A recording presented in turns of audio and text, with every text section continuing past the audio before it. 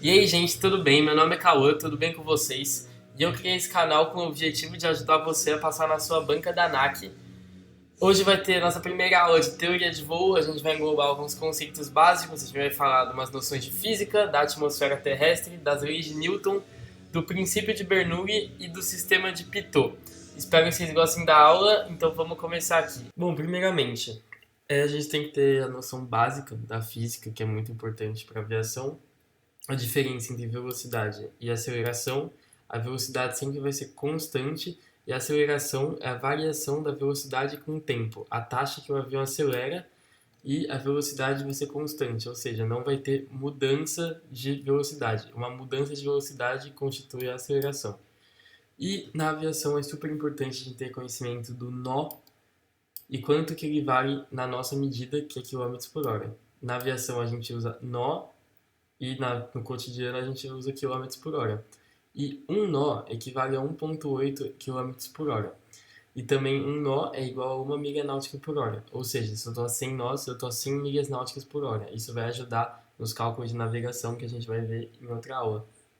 E também tem a milha terrestre, que é menos usada, mas é importante saber que uma milha terrestre vale 1,6 quilômetros por hora e uma milha náutica, que é o nó, vale 1,8 quilômetros por hora. Aqui é o velocímetro, um instrumento que a gente usa para saber a velocidade do avião. Aqui, 220 nós, 200 nós, 120 nós. E aceleração e velocidade é isso. Agora, peso. Peso é a força da gravidade contrária à sustentação. A sustentação é uma força para cima, que é gerada pela asa, que a gente vai ver depois. E, em contrapartida dessa sustentação, surge o peso, que é a força contrária. E o que é a densidade? A densidade é a quantidade de matéria em uma unidade de volume. Se a gente pega uma caixa com cimento dentro, pensa que isso aqui é um cimento, ela vai ser muito mais densa do que uma caixa vazia. Ou seja, a densidade do ar ela muda com a altitude. Quanto mais a gente sobe, menos denso o ar vai ser. Por quê? Porque lá em cima tem menos ar. Quando a gente está na superfície terrestre, em uma altitude baixa, a gente tem mais oxigênio do que se a gente estiver, por exemplo, no Everest. Por isso que a gente tem dificuldade de respirar quando sobe em altas altitudes. Então, o ar lá em cima é menos denso porque tem menos ar. O que é o torque? O torque é a tendência de rotação. Aqui é uma hélice, aqui é o eixo da hélice e aqui é a pá da hélice. Nos motores a hélice é gerado torque que tende a girar o avião nesse eixo aqui. Ou seja, o motor gera para as pás uma tendência a girar. Isso é o torque, é a força do eixo exigindo que as pás girem. E a pressão também, que é super importante na aviação, é a força aplicada por unidade de área, ou seja, a força que eu aplico em um certo lugar. E existem duas pressões: a estática, que é exercida por gases ou qualquer coisa em repouso, e a dinâmica, que é obtida a partir do movimento. Então vamos pensar numa nuvem calma, num ar calmo. Se ele está calmo, a pressão dele dá para calcular a pressão estática quando ele não tiver movimento. Mas se tiver um vento, a gente pode calcular a dinâmica, que é justamente surge por conta desse movimento. Ou seja, essas duas aqui estão conectadas. E a junção dessas duas aqui gera para a gente a pressão total. A junção da estática e da dinâmica gera a total. Trabalho. Trabalho está diretamente associado à potência. O trabalho é o quê? É o produto da força. Quando a gente aplica uma força, ó, eu tenho um bloco aqui. Eu vou aplicar uma força nesse bloco. O bloco vai se mover. Quanto mais força eu coloco nesse bloco, mais rápido e com mais força ele vai se mover. Então, a potência é o quê? A quantidade de trabalho realizado por unidade de tempo. Se eu aumento meu trabalho, eu vou aumentar minha potência. E na aviação, a potência é dada em horsepower, que é a unidade de potência, que é a HP.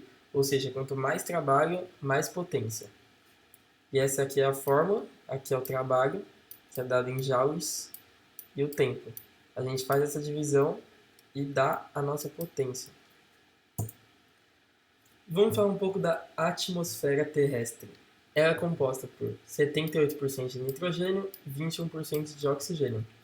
E a pressão atmosférica é responsável por alterações meteorológicas e tem grande influência na sustentação, que a gente vai ver no próximo slide, e atua em diversos instrumentos da aeronave. E a principal coisa que a gente tem que saber aqui dessa parte aqui de pressão atmosférica é a pressão padrão. Isso aqui a gente vai usar muito. 1013.2 e 29.92. Ela é padrão ao nível do mar. Tipo, estabeleceram uma pressão padrão para fins de cálculo ao nível médio do mar. Então, o padrão no nível médio do mar é 1013.2 hectopascais. Essa aqui é a principal, vocês têm que saber. E é a mesma coisa que 22.92 polegadas de mercúrio. É bom saber o que significa isso, mas os dois são a mesma coisa, só em unidades de medidas diferentes. Conceito de pressão e densidade. Primeiramente, a gente tem que saber que quanto mais alto, menor é a pressão. Por quê? Temos a cidade de São Paulo e a cidade de Santos. A cidade de São Paulo está mais alta que a cidade de Santos. Então, a coluna de ar vai ser menor que a coluna de ar de Santos, porque como o Santos está num nível menor, olha o quanto que a coluna de ar tem que percorrer para chegar até Santos e olha o pouco que tem que percorrer para chegar até São Paulo. Ou seja, a força aqui é maior, porque tem mais coluna de ar. Ou seja, quanto mais alto vai ser menor a pressão, quanto mais baixo, maior a pressão. E menos ar vai gerar o quê? Menos ar gera menos força. Que isso gera também menor densidade. A pressão é diretamente proporcional à densidade. Se a pressão baixa, a densidade baixa. Se a pressão sobe, a densidade sobe. Ou seja, aqui no nível de Santos, a pressão vai subir porque tem mais força aqui, ou seja, a densidade vai subir também. Quanto mais pressão, mais denso algo é. Quanto mais denso, mais pressão algo tem. E o que isso se aplica na aviação?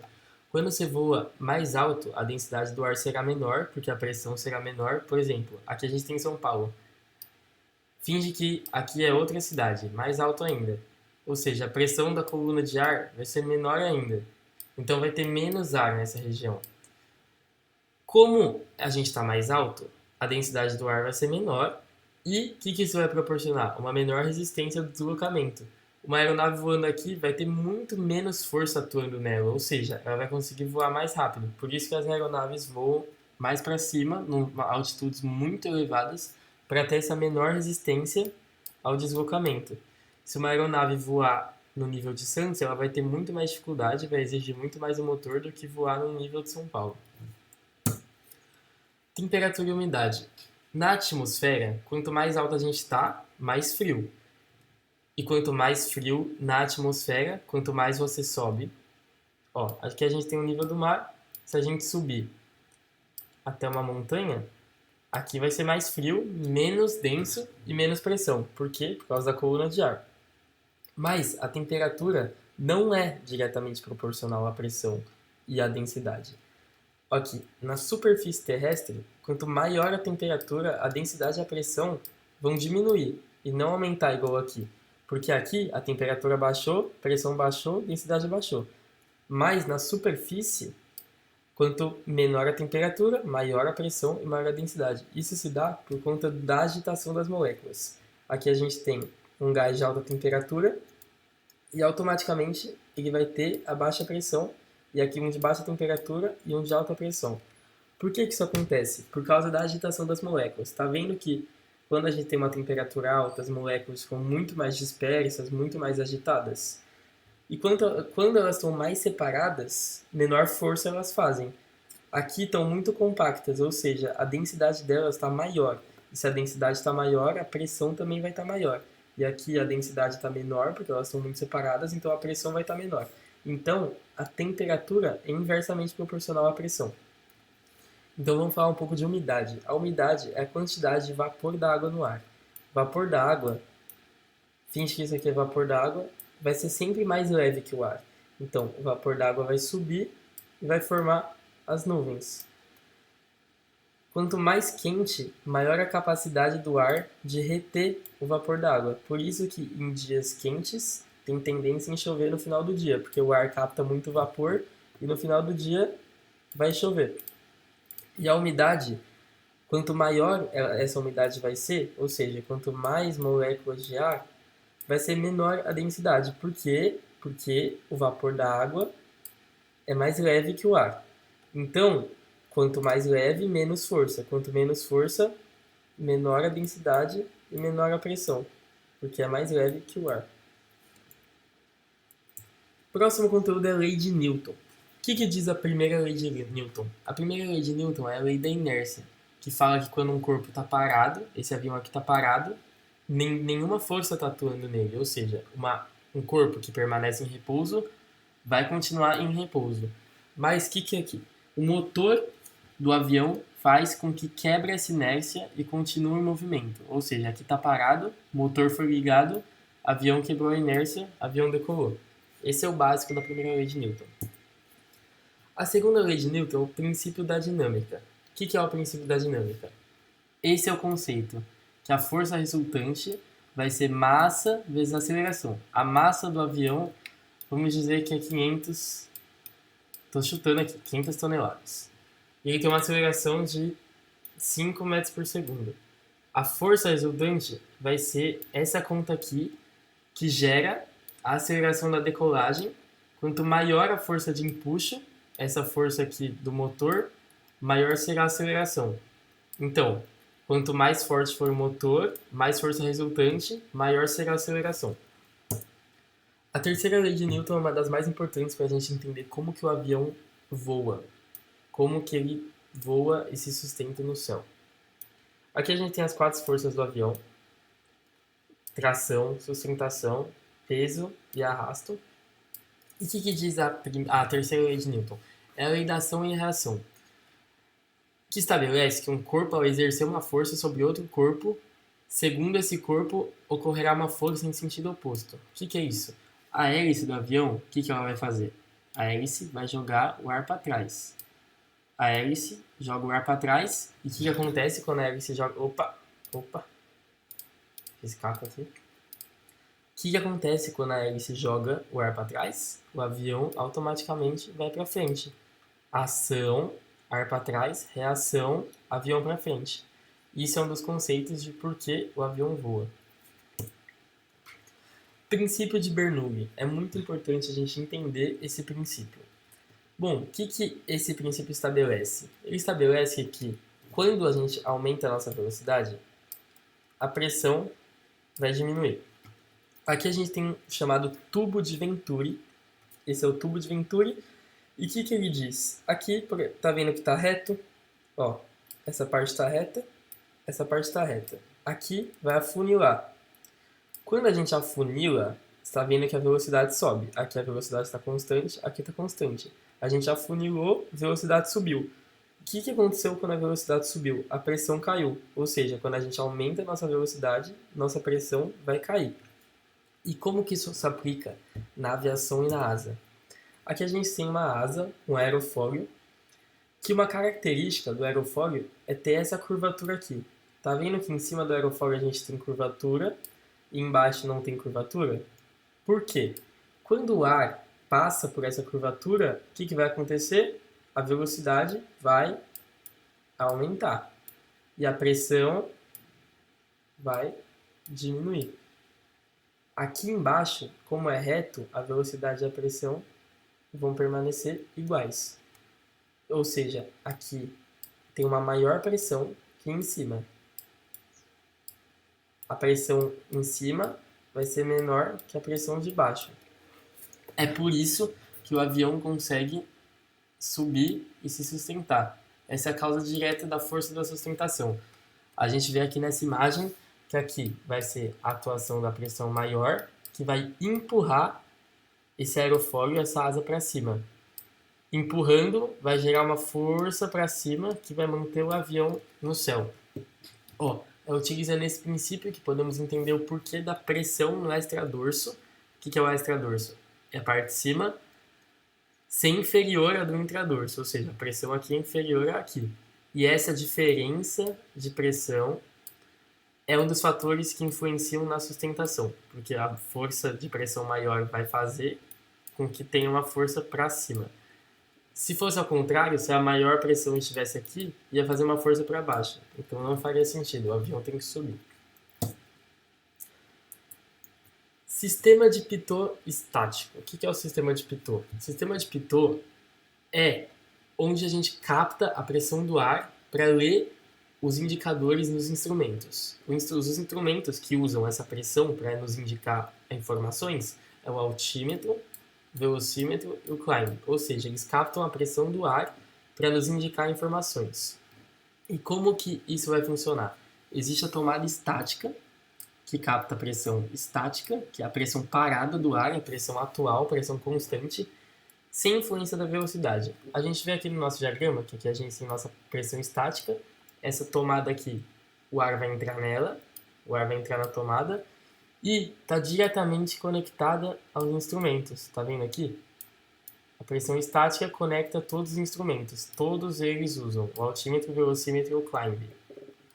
O climb vai ser um instrumento da taxa de variação de subida. Ou seja, os três vão utilizar a pressão estática para ter base na altitude, na velocidade e no climb. E a gente tem esse negócio aqui. O que é esse negócio? É o tubo de Pitot.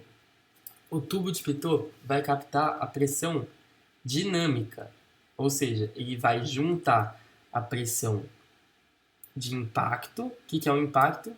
De velocidade e a estática. Ou seja, pressão de velocidade, que é a dinâmica, mais a pressão estática, vai dar a pressão total. E quem vai usar essa pressão total? Somente o velocímetro. Porque o velocímetro se baseia na movimentação do ar, da velocidade do avião, para a gente saber o quanto de velocidade o avião tem. Ou seja, o tubo de Pitot está conectado somente ao velocímetro e a tomada estática, que os três usam, está conectada a todos. O que é esse Pitot heater? É só uma alavanca que vai esquentar o tubo de Pitot caso tenha gelo nele. E aqui a gente tem a static port, que é a tomada, e o tubo de Pitot, que é isso aqui. Bom, basicamente é isso. Ele é usado junto com a pressão estática para calcular a velocidade, isso a gente já falou. E isso é muito importante porque se houver uma falha nesses sistemas, a gente não vai ter essas indicações. Ou seja, se ocorrer um erro nesses dois, essas indicações aqui vão estar erradas. O sistema de Pitot está totalmente conectado às informações que esses instrumentos dão para a gente. Então, vamos fazer exercício. Se quiser, pausem o vídeo e tentem fazer, mas eu vou fazer aqui com vocês. A quantidade de matéria contida num corpo é denominada de... Gente, quantidade de matéria vai ser sempre massa. Lembre massa com matéria. A taxa de variação da velocidade com o tempo é denominada de... Gente, a aceleração. Tempo com velocidade, tempo com velocidade é sempre aceleração. O tubo de Venturi. O que é o tubo de Venturi? É aquilo lá que eu mostrei para vocês. Isso aqui. O que o tubo de Venturi vai falar? Ele exemplifica a inércia, o teorema de Bernoulli, terceira lei de Newton, ou teoria da relatividade. Venturi está conectado a Bernoulli, que diz que num tubo de Venturi, que é a próxima questão, o que acontece quando estreita, quando afunila? A velocidade vai aumentar e a pressão vai cair. O aumento da velocidade e a diminuição da pressão. Essa é a teoria de Bernoulli, o princípio de Bernoulli usado na sustentação do avião. Assinale a alternativa correta. A teoria de Bernoulli é a única causa da sustentação. Não é a única causa, porque a lei da ação e reação também é uma causa. A teoria de Bernoulli não está associada à geração e sustentação, está associada sim. A teoria de Bernoulli mais a terceira lei de Newton são as principais causas da geração da sustentação. Correto. O sistema de Pitot estático é responsável pelo correto funcionamento dos instrumentos a seguir: altímetro, climb e velocímetro. Você tem que lembrar que esses três são usados no sistema de Pitot. VOR é rádio, horizonte artificial não precisa da pressão e todas está errada. Então a alternativa correta é a. Uma obstrução no tubo de Pitot resultará na falha de... É só a gente ver aqui quais os instrumentos usam e marcar a alternativa certa. Ou seja, se o tubo de Pitot falhar, o velocímetro também vai falhar. E uma unidade de medida de velocidade A gente falou que velocidade é sempre nós. PS é de altitude, aqui é minuto, e não é todas as anteriores. Então, uma unidade de medida de velocidade na aviação é o nó, que o nó equivale a quanto? A 1,8 km por hora.